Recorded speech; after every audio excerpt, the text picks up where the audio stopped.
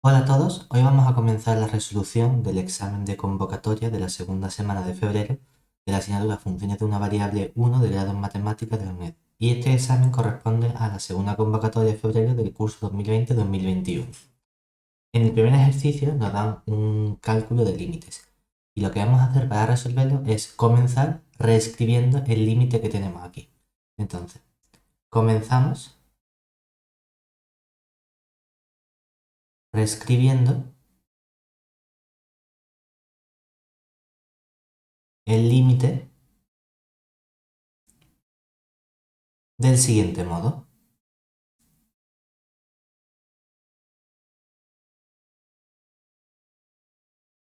Lo que vamos a hacer va a ser usar la propiedad de los logaritmos neperianos. Entonces tenemos aquí el límite cuando la n tiende a infinito del logaritmo de n factorial dividido entre el logaritmo de n elevado a n, que como tenemos que n factorial es por definición el producto de n por n menos 1 por n menos 2 hasta que multiplicamos por 2 y por 1, este límite lo vamos a escribir como el límite cuando la n tiende a infinito del logaritmo de n más el logaritmo de n menos 1 más el logaritmo de 2, logaritmo de n menos 2, y así seguimos punto, punto, punto, hasta que llegamos al logaritmo de 2 más el logaritmo de 1. Y todo eso lo dividimos entre n veces el logaritmo de n. Claro, de este modo tenemos un cociente de sucesiones con la idea de que como tenemos una suma vamos a aplicar el criterio de Stolz. Como tenemos además abajo una sucesión b sub n que tiende a infinito y es creciente, podemos aplicar Stolz. ¿Y qué nos dice el criterio de Stolz? Nos dice que el límite de la sucesión a sub n partido por b sub n coincide con el límite de la sucesión a sub n más 1 menos a sub n dividido entre b sub n más 1 menos b sub n. De este modo, lo importante es que como la sucesión a sub n es la suma desde 1 hasta n del logaritmo, al sumar desde 1 hasta n más 1 y restarle la suma desde 1 hasta n, arriba el único término que nos queda que no se simplifica con la suma y la resta es el logaritmo de n más 1. Mientras que abajo nos queda la resta de n más 1 por el logaritmo del n más 1. Y a todo eso le restamos n veces el logaritmo de n. Una vez que tenemos esto, lo que vamos a hacer va a ser simplificar de forma adecuada. Tenemos entonces el límite cuando la n tiende a infinito del logaritmo de n más 1 y abajo lo vamos a descomponer del siguiente modo. Vamos a multiplicar n logaritmo de n más 1 logaritmo de n, y entonces aquí nos va a quedar el logaritmo del n más 1, que corresponde a multiplicar el 1 por el logaritmo, más n veces el logaritmo de n más 1, menos n veces el logaritmo de n.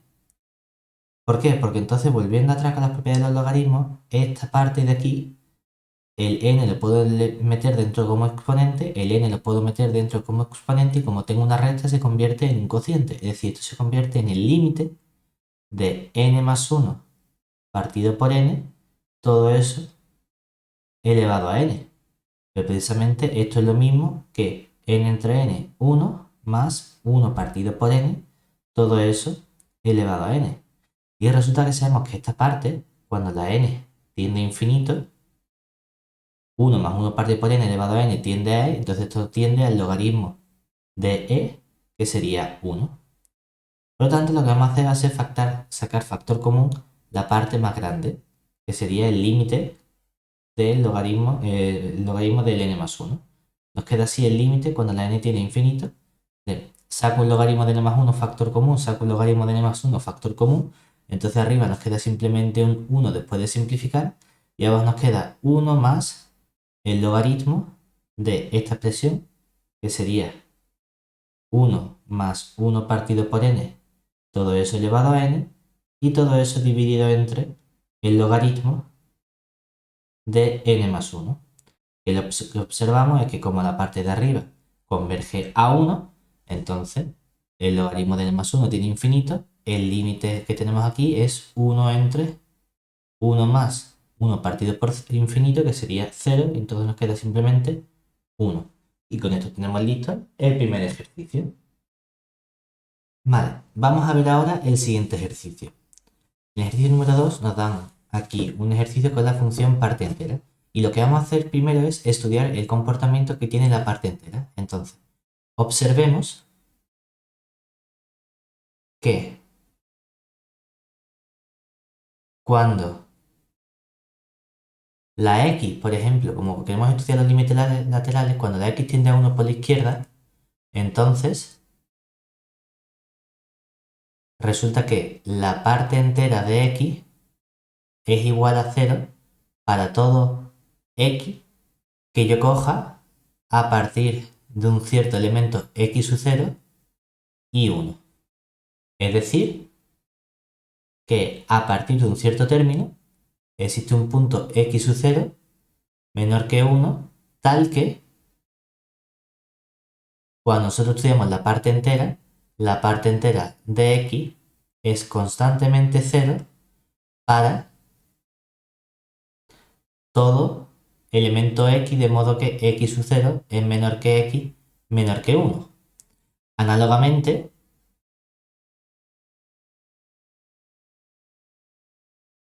se tiene que,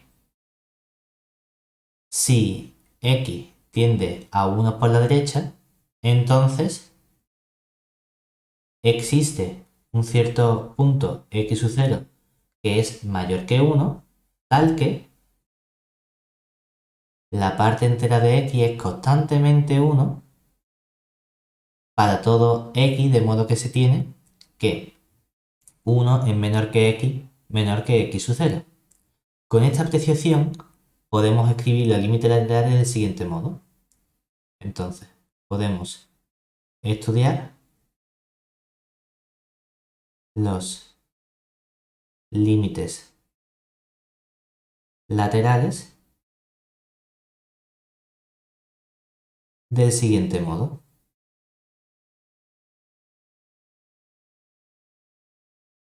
¿Qué tendríamos nosotros entonces? Diríamos, bueno, si estudiamos el límite lateral por la izquierda, el límite cuando la x tiende a 0 menos de toda esta expresión, que es el valor absoluto de x cuadrado más x menos 2, todo eso dividido entre x cuadrado menos 4x más 3, elevado al cubo más x elevado a 6 menos 1, elevado a la parte entera de x. Resulta que en realidad yo puedo hacer la parte entera de x igual a 0, porque, perdón, no cuando tiende a 0 por la izquierda, sino cuando tiende a 1 por la izquierda, porque la parte entera, a partir de un cierto término, yo quiero estudiar el comportamiento cerca del 1, pero cuando me acerco suficientemente al 1, la parte entera de x toma un valor constante. Y como toma un valor constante, puedo escribir esto como el límite cuando la x tiende a 1 por la izquierda de la función x cuadrado más x menos 2 entre el x cuadrado menos 4x más 3, todo eso elevado al cubo, más x elevado a 6 menos 1, y todo eso elevado a 0.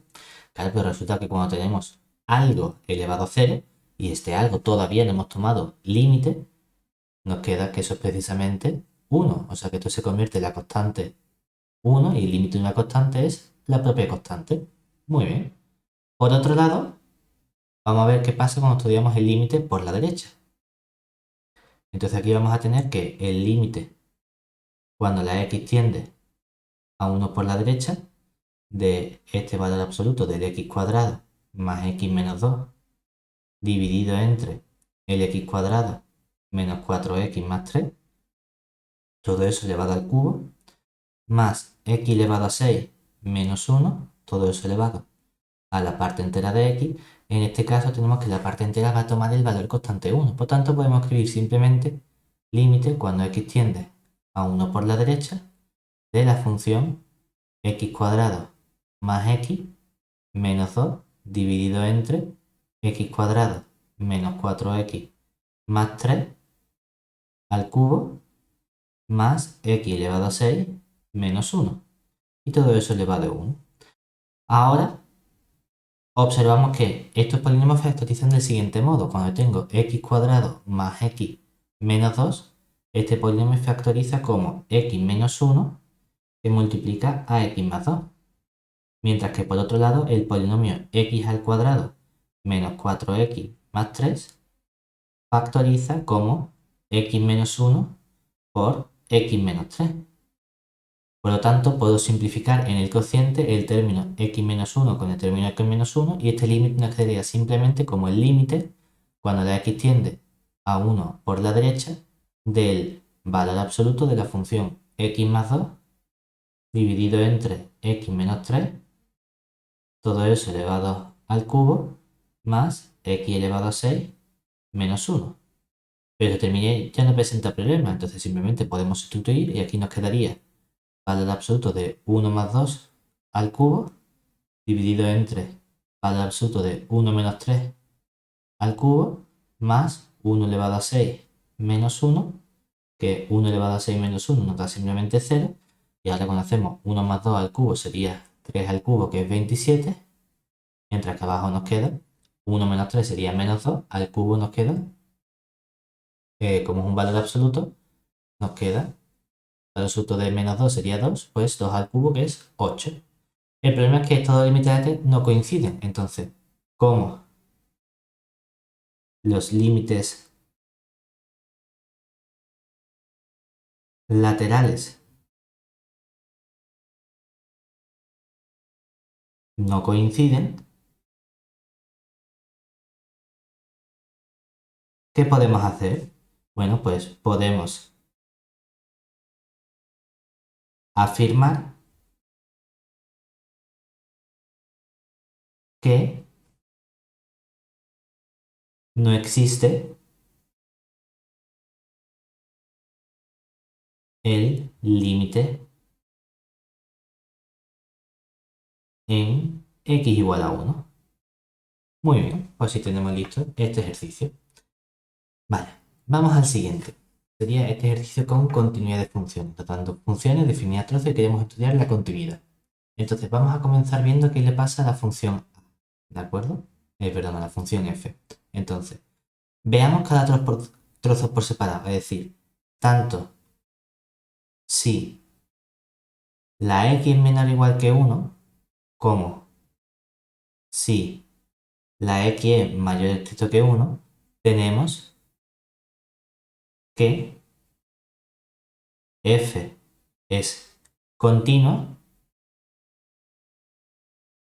por ser composición de funciones elementales. Eso significa que solo nos falta estudiar la continuidad en el punto x igual a 1. Entonces, veamos si es continua en el punto x igual a 1. Para eso voy a tener que calcular el límite. Bueno, podemos ponerlo muchas veces, la notación que se utiliza a veces es f del punto 1 más, que eso por definición es simplemente el límite cuando la x tiende a 1 más de la f de x. En este caso nos quedaría el límite cuando la x tiende a 1 por la derecha, y por la derecha está definida como la función x más logaritmo de x. Por lo tanto, tenemos que esto sería 1 más el logaritmo de 1, pero como el logaritmo de 1 vale 0, nos queda simplemente 1. Muy bien. Análogamente estudiamos cuánto valdría f de 1 menos, que por definición es el límite cuando x tiende a 1 por la izquierda de la función f de x. Claro, nos quedaría que en este caso sería el límite cuando la x tiende a 1 por la izquierda, y por la izquierda está definida como la función x al cuadrado. Y como x cuadrado es una función continua, pues tenemos que esto es simplemente 1 al cuadrado, que es 1. Y por último vemos cuánto vale la función en el punto 1. Pues en el punto 1 a nosotros nos han definido que la función toma la igualdad en x al cuadrado. Nos quedaría entonces 1 al cuadrado, que es igual a 1. Entonces, como el límite por la derecha coincide con el límite por la izquierda y coincide con lo que vale la función en el punto, tenemos que f es continua en x igual a 1 y por lo tanto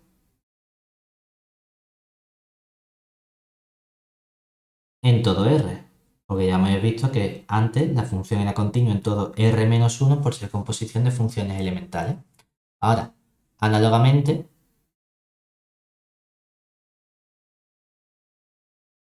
estudiamos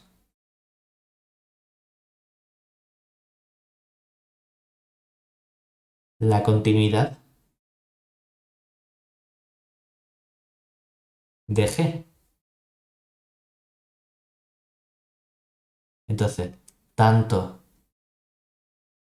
si la función toma valores menores o iguales que 0, como si la x es mayor que 0, tenemos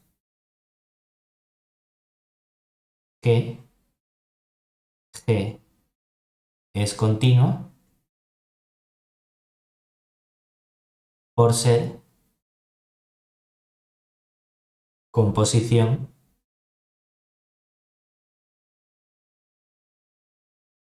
de funciones elementales.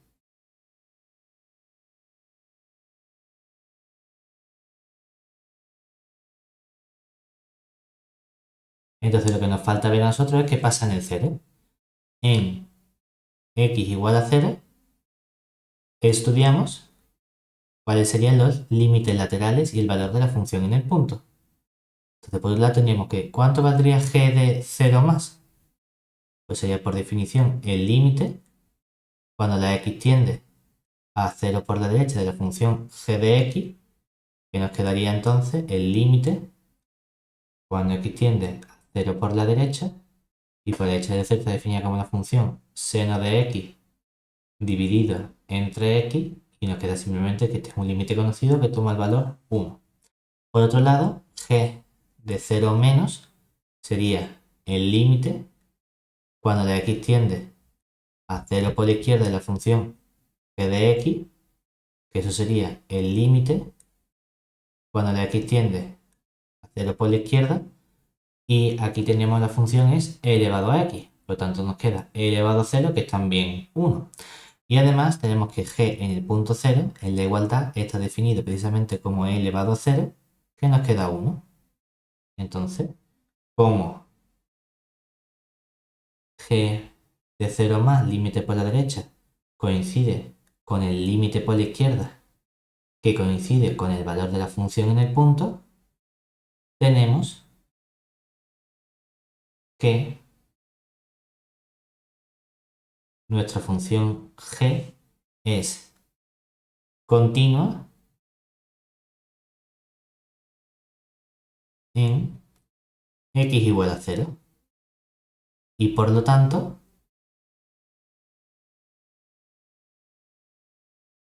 también tenemos que es continua en todo R, porque ya habíamos visto que era continua en R menos el 0 seguro por ser composición de funciones elementales. Muy bien, vamos al siguiente apartado. En el apartado B nos piden justificar si la función composición f compuesta con g está acotada en intervalo menos 1. Entonces, claro, le decimos, bueno, pues observemos que la función compuesta composición f con g que va del intervalo menos 1, 2 en R es continua por ser composición de funciones continuas.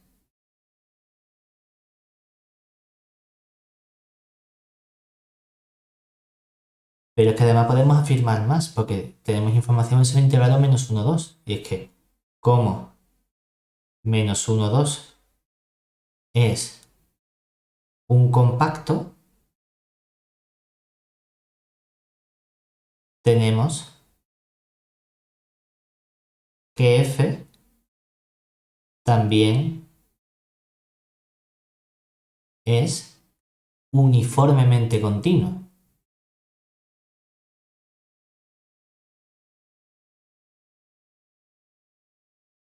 Y en particular,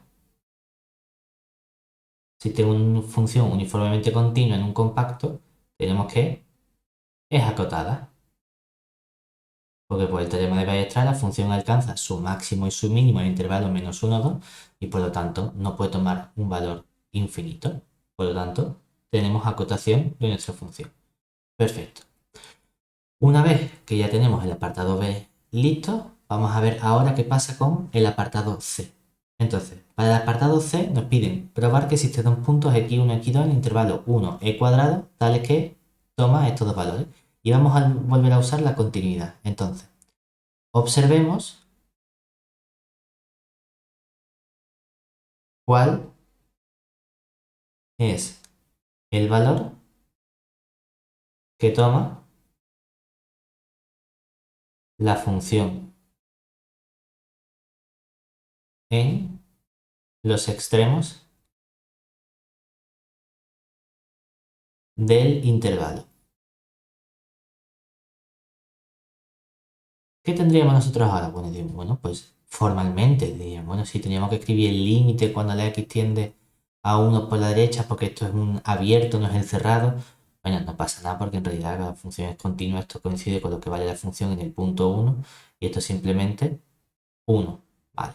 Y análogamente el límite cuando la x tiende al 1, al e cuadrado o la izquierda, porque está abierto, no está cerrado con un corchete, pero no pasa nada porque la función es continua. Esto coincide con lo que vale f en el punto e cuadrado, que simplemente, como es mayor que 1, sería e al cuadrado más el logaritmo de e cuadrado, que nos queda e cuadrado más 2. Y ahora observemos una cosa. Aquí, a poner nota, nosotros tenemos que pi es un poquito mayor que 3. Es como, o sea, que aproximadamente 3,14, ¿verdad? Que es un poquito mayor que 3. Claro, entonces cuando nosotros estudiamos pi media, nos queda que esto es mayor que 3 medias. Por lo tanto, tenemos que este punto 1 toma un valor que es más chico que 3 medias y en particular más chico que pi media. Vale. Pero también sabemos que e es 2,70 y algo. El caso es que es más grande que 2, ¿de acuerdo? Y como es más grande que 2, entonces, cuando estudio esta parte, que sería e al cuadrado más 2, eso es mayor que 4 más 2, que es 6. Pero por otro lado, cuando estudiamos 3 pi media, ¿eso cómo es? Eso es, en particular, aunque pi es más grande que 3, tenemos que pi es más chico que 4, porque pi es menor que 4. Sí, en verdad, realmente puedo poner 3,2, pero con 4 me vale para que las cuentas sean bonitas. Pues entonces me queda que esto es menor que 3 por 4 entre 2, que sería 6. ¿Eso qué significa? Que e al cuadrado más 2 es más grande que 6 y 3 pi medio es más chico que 6. Por lo tanto, este número que tengo aquí es mayor también que 3 pi media. Por lo tanto, ¿qué obtenemos? Si hacemos una representación geométrica de lo que está ocurriendo, mismo lo podemos ver de forma muy bonita, lo que tenemos es una función f que yo no sé a lo mejor qué valores toma ni cómo se comporta, pero sé que en el punto 1 la función toma un valor que es el 1, mientras que en el punto e al cuadrado la función toma otro valor que es el e al cuadrado, ¿ves aquí? El e al cuadrado más 2. Y resulta que hay dos valores que están por aquí, que son el pi media y el 3 pi media, que son estos valores que tenemos aquí. Más chicos que lo que vale la función en el punto E y más chicos que los que vale la función, perdón, más grande que lo que vale la función en el punto 1. Pero resulta que mi función no es una función cualquiera, sino que es una función continua. ¿Y qué resultados estamos utilizando? Que una función continua que toma dos valores, también debo tomar todos los valores intermedios. Es decir, la función sé que tiene que tomar todos los valores intermedios al menos una vez entre lo que vale en el punto 1 y lo que vale en el punto e cuadrado. Por lo tanto, en particular voy a obtener un punto en el cual la función vale pi medio y voy a encontrar un punto en el cual la función tiene que valer 3 pi medios por continuidad, que este sería nuestro candidato punto x1 y aquí tenemos nuestro candidato punto x2. Y eso es lo que estamos utilizando, un argumento de continuidad. Entonces, por ser f continua, debe tomar todos los valores intermedios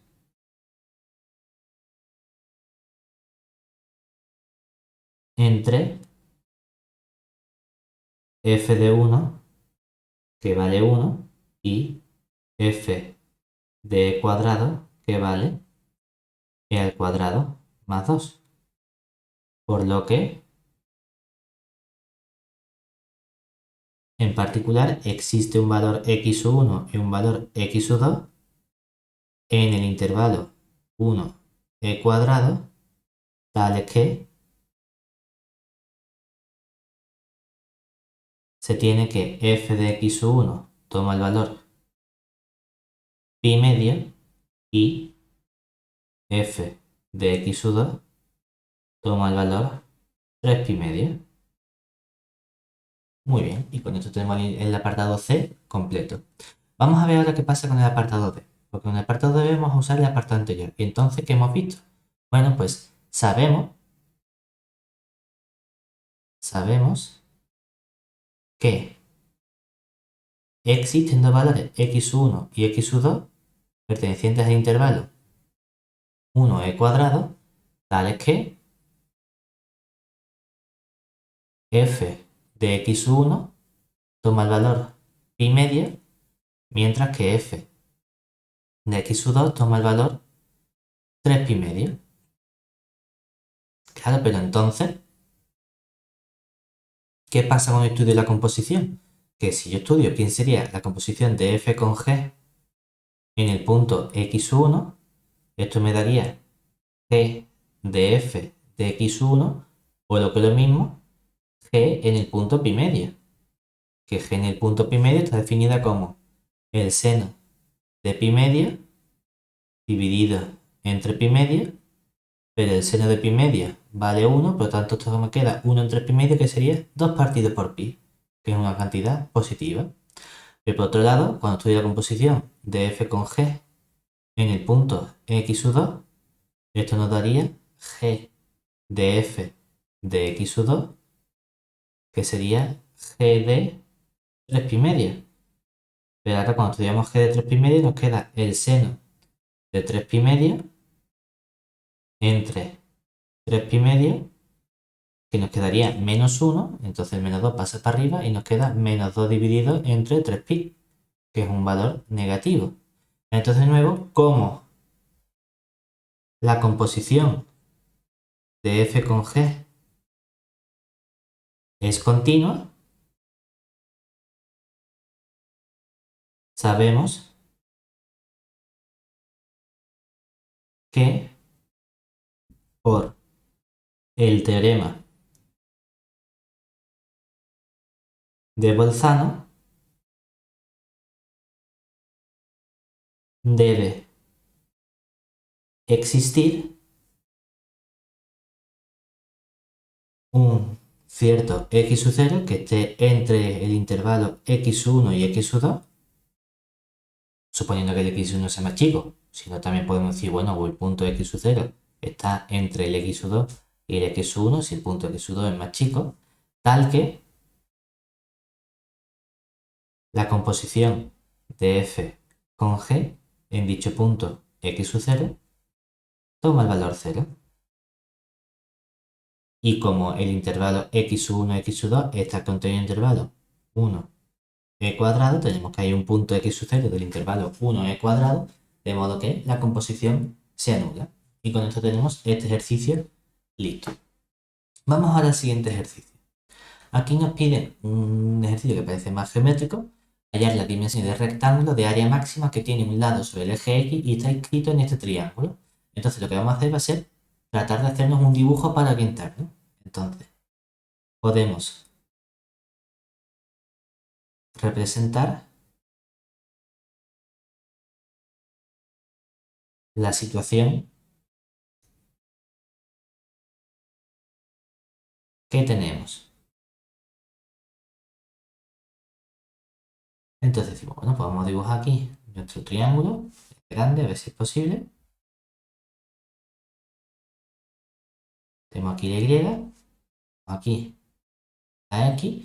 Vamos a poner los valores, que serían, bueno, pues como está entre igual a 0 y sé que la X para 2 ya toma el valor 0, pues vamos a poner aquí está el valor 2.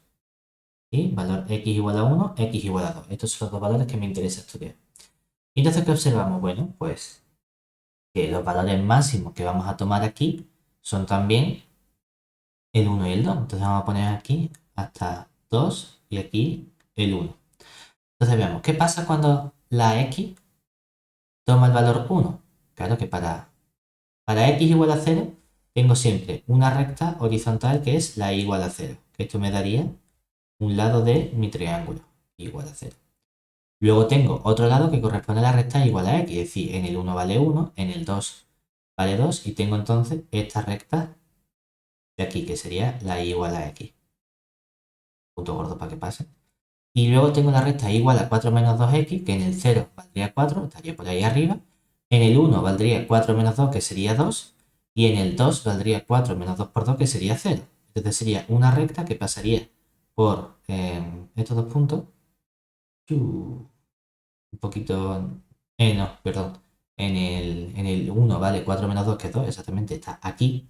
Entonces sería la recta que pasaría por estos puntos así. ¿Vale? Y esta sería la recta igual a 4 menos 2x. Entonces, ¿qué vamos a hacer? Nosotros estamos buscando un rectángulo que esté sobre este triángulo que tenemos aquí. Es decir, si yo tengo aquí un cierto punto, entonces un rectángulo que construyo sería trazo hacia arriba, trazo ahora como el lado me dicen que está apoyado en esta parte, tengo aquí y ahora abajo aquí, y este sería mi rectángulo, ¿verdad? ¿Y eso qué significa? Que mi rectángulo lo que quiero hallar es el área máxima de este rectángulo. Lo que me interesa saber son los valores de estos puntos. Es decir, aquí tengo un punto A, tengo un punto B, tengo un punto C y tengo un punto D. ¿Por qué me interesa saber los valores de estos puntos? Porque, bueno, si yo sé cuánto mide la base y cuánto mide la altura, entonces el área es base por altura y puedo estudiarlo. Y entonces lo que vamos a hacer va a ser observar cómo podemos obtener estos puntos. Entonces, observemos que, ¿qué pasa para el punto A? El punto A yo no conozco cuál es la componente X, ¿verdad? Vamos a poner una letra. Por ejemplo, podemos poner X a la componente X. ¿De acuerdo? Lo que yo sé es que como está en el suelo, entonces la componente Y vale 0. Para el punto B, ¿qué ocurre? El punto X tiene la misma abscisa que el punto A, es decir, también tiene X. Y la altura, como sé que está sobre la recta igual a X, pues la altura vale también X. Entonces, cuando me voy al punto C, el problema que tengo con el punto C es que yo no conozco cuánto vale la X, ¿verdad? Pero sé que la altura, como está en la misma recta horizontal que el punto B, tiene también altura X. Pero ahora vamos a pensar, este punto C está sobre la recta igual a 4 menos 2x, lo cual significa que de aquí puedo despejar la X y puedo decir que entonces 2x es igual a 4 menos y, o lo que es lo mismo, la X es igual a 4 menos y dividido entre 2. Entonces, como yo sé que la componente y vale x, sustituyendo aquí en la recta, tendría que la componente x vale 4 menos x partido por 2, x. Y por último, el punto D sería un punto que tiene la misma abscisa x que el punto C, que sería la 4 menos x partido por 2, x. Muy bien. Entonces, ¿qué sabemos? Que el área del rectángulo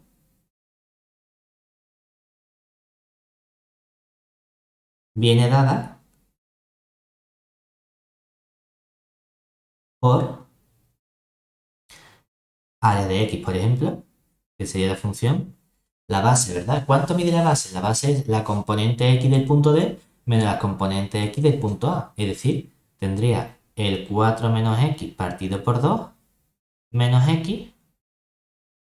Y la altura que sería, pues la componente y del punto B menos la componente y del punto A, que sería x menos 0. O sea que si esto ya le pongo como una sola fracción, nos quedaría 4 menos x menos 2x dividido entre 2, o lo que es lo mismo, todo esto que nos queda 4 menos 3x dividido entre 2, que multiplica a x, o lo que es lo mismo, si lo metemos ahí adentro, nos queda la función 4x menos 3x cuadrado, todo eso dividido entre 2, donde la x vemos que no puede ser un punto arbitrario, sino que la x tiene que tomar valores que están entre entre 0 y 2, es decir, con 0 menor o igual que x menor o igual que 2, ¿de acuerdo? Muy bien. Realmente, si quiero ser mucho más preciso, tengo que decir que esta x no tendría que estar entre 0 y 2, sino que como estoy tomando un rectángulo en estos trozos, estaría limitando para que de verdad tenga que limitar tanto con la recta igual a x como con la recta igual a 4 menos 2x. Es decir, que ya me valdría el rectángulo que tomase puntos solo en un lado. Entonces podría decir que la x en realidad no llega a pasar del punto de corte entre ambas rectas, que sería este punto de aquí. Y para hallar este punto de corte, ¿qué tendría que hacer? Tendría que estudiar cuánto vale la solución de y igual a x con y igual a 4 menos 2x. O lo que es lo mismo, tendría que x tiene que ser igual a 4 menos 2x, punto y coma, ¿qué tendría aquí? Tendría entonces que, por esta parte de aquí, el 3x es igual a 4, o lo que es lo mismo, el x igual a 4 tercios. Y entonces en realidad puedo afinar un poco más y decir no solo que la x tiene que ser mayor que 0, sino que la x tiene que ser menor o igual que 4 tercios. Perfecto. Así tenemos estos valores. Entonces tenemos una función definida sobre un intervalo, queremos estudiar su máximo. ¿Qué tenemos que hacer? Calcular su derivada. Entonces, comenzamos estudiando sus posibles puntos críticos si la x está en el intervalo 0 abierto, 4 tercios cerrado. Entonces nos quedaría que la función a' de x sería la función cuando derivamos, como era 4x, nos quedan 4, luego tenía 3x cuadrado, al derivarlo me queda 6x y todo eso dividido entre 2, por lo que es lo mismo la función 2 menos 3x. Entonces ahora imponemos que sea un punto crítico, es decir, que a' de x tome el valor 0. Si solo sí, aquí tenemos que 2 menos 3x tiene que ser igual a 0, es decir, 3x tiene que ser igual a 2, es decir, la x tiene que ser igual a 2 tercios. Y debemos comprobar que es un punto que está entre 0 y 4 tercios. Efectivamente es más grande que 0, y como 4 tercios es más grande que 1 y 2 tercios menor que 1, de verdad este punto pertenece al intervalo 0, 4 tercios. ¿Vale? O sea que tenemos un candidato a extremo relativo, que es un punto crítico. Entonces, para determinar su carácter, como es un punto crítico, podemos estudiar qué pasa con la derivada segunda. Entonces calculamos quién sería a' de x, que nos quedaría en este caso, derivada de 2 menos 3x, que sería menos 3. Y tenemos que evaluar lo que vale la derivada segunda en el punto que nosotros hemos obtenido, que es el 2 tercios. Resulta que es constante, menos 3, entonces siempre es negativa, no pasa nada, menos 3. Y eso nos está diciendo que entonces, efectivamente, en x igual a 2 tercios, hay un máximo. Pero claro, en realidad tenemos que estudiar también qué pasa con los extremos 0 y 4 tercios. Entonces, observemos que si yo estudio geométricamente aquí el punto 0, aquí el punto 2 tercios y aquí el punto 4 tercios, lo que observamos entonces por la función derivada, que es sencilla, que es 2 menos 3x, si el punto x es mayor que 2 tercios, entonces ¿qué pasa con la derivada? Que la derivada f' de x es negativa. Mientras que si la función toma un valor x menor que 2 tercios, entonces le resto un número más chico y la función f' es positiva. Por lo tanto, aquí la función es creciente y aquí la función es decreciente. Eso significa que los puntos 0 y 4 tercios también son extremos relativos. Lo que pasa es que ¿qué extremos relativos son? Aquí un mínimo y aquí otro mínimo. Y a mí me piden estudiar lo máximo, por tanto el único máximo que hay es el que hemos obtenido como punto crítico, que es el punto 2 tercios. Ojo, que el ejercicio no ha terminado, porque no me dice calcular ese punto. Me pide hallar las dimensiones del rectángulo. Entonces yo tengo que poner cuáles son las dimensiones. Podemos entender o bien los 4 puntos que lo limitan o la base y la altura. Es decir, tengo el punto que era la coordenada XX, que sería el punto 2 tercios, 2 tercios. Luego tengo el punto, perdón, 2 tercios 0. Luego tengo el punto B, que sería el XX, que sería el 2 tercios, 2 tercios. Luego tengo el punto C, que era ese punto que era el 4 menos 2x partido por el 2. Dice, bueno, pues aquí lo único que tenemos es que al final cuando hacemos las cuentas nos queda el 2 tercios, que es el x menos el 2 tercios, que lo multiplicamos, nos queda 12 tercios menos 2 tercios, 6 tercios, dividimos entre 2, nos queda en total 5 tercios. Y la componente y sigue siendo 2 tercios. Y por último el D, que sería el punto 5 tercios, pero la altura era 0. Entonces podemos escribir quién sería la base de este rectángulo. La base sería la componente x menos la componente x, es decir, la x del punto C menos la x del punto A o del punto D, que nos quedaría entonces simplemente 5 tercios menos 2 tercios serían 3 tercios, que es igual a 1. Y para la altura, ¿qué tendríamos? Tendríamos que se trata de la altura componente y del b menos componente y del a, sería 2 tercios. Y entonces aquí tenemos nuestro rectángulo. Muy bien, vamos al siguiente ejercicio. Ya el último, en el que nos piden primero, me dan una función f de x y queremos calcular su polinomio de Taylor. Entonces, para obtener el polinomio de Taylor,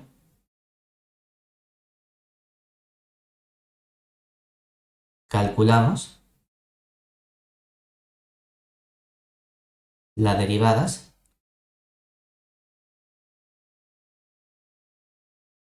que nos hacen falta.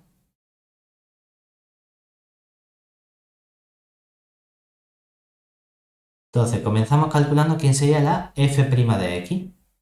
Para f' de x tengo entonces que nos queda derivada del logaritmo, que sería 1 entre 1 más x. Derivada de menos x sería menos 1. Esto sí que lo puedo escribir como una potencia, como 1 más x, todo eso elevado a menos 1. Y todo esto menos 1. La calculo derivada segunda, f segunda de x, que ¿qué nos quedaría? Nos quedaría menos 1, que multiplica el 1 más x elevado a menos 2. Y la derivada de la constante menos 1 ya sale 0.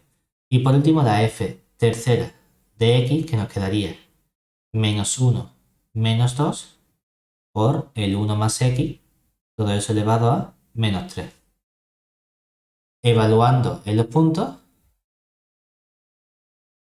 ¿qué obtenemos? Pues queremos ver cuánto vale f en el punto 0.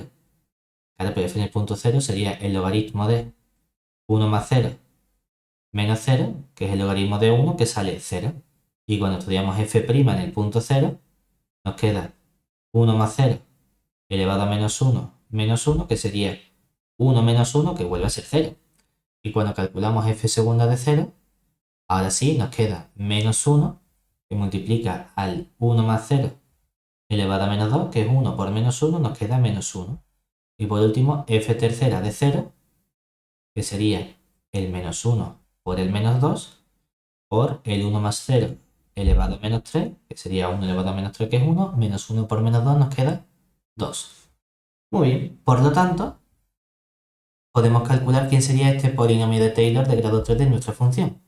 Nos quedaría que sería p sub 3 de x, por definición, el polinomio de Taylor sería la función en el punto 0 más f' en el punto 0 dividido entre 1 factorial por x más f segunda en el punto 0 dividido entre 2 factorial por x al cuadrado más f tercera en el punto 0 dividido entre 3 factorial por x al cubo.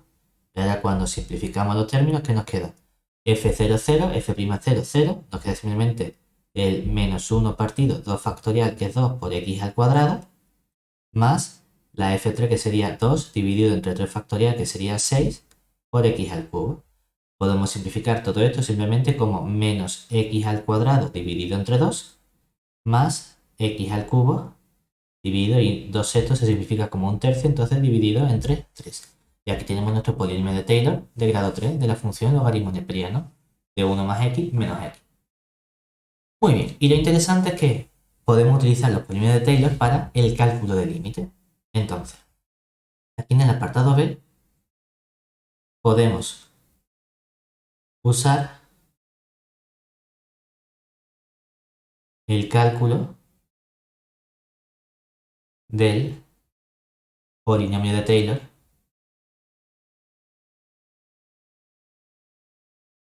del apartado anterior. Porque aquí tenemos que el límite cuando x tiende a 0 de la función logaritmo de 1 más x menos x, todo eso elevado a 6 y dividido entre el x al cubo menos x cuarta elevado a 4. En realidad teníamos que ser un poquito más formales, habría que poner también las o pequeñas, pero hay veces que las podemos poner, hay veces que no se pone, es un abuso de notación, debería ser más formales, pero bueno, podemos escribir simplemente esto como sustituir por el polinomio de Taylor, es decir, bueno, pues esta función voy a escribir su polinomio de Taylor, que sería menos x partido por 2 x al cuadrado más el x al cubo partido por 3, todo eso elevado a 6, dividido entre el x al cubo menos x a la cuarta. Y ahora decimos, bueno, pues como ya tengo un cociente de polinomios, voy a sacar los términos de mayor grado que me interesan, para ver si puedo simplificar cosas.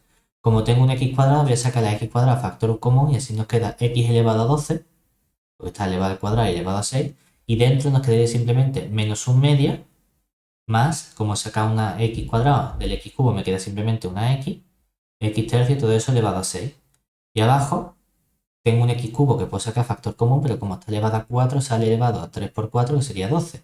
Y aquí nos quedaría 1 menos x, todo eso elevado a 4. Entonces el término x elevado a 12 con el término x elevado a 12 lo puedo simplificar. ¿Y qué nos queda? Simplemente el límite de este cociente, que ya no presenta ningún tipo de indeterminación, entonces sería simplemente menos un media elevado a 6 entre 1 menos 0, que sería 1 elevado a 4, que nos va a quedar simplemente 1 partido 2 elevado a 6, y 2 elevado a 6 nos queda que es precisamente 1 partido por 64. Y este es el valor del límite que tenemos. Y con eso finalizamos el examen de convocatoria de la segunda semana.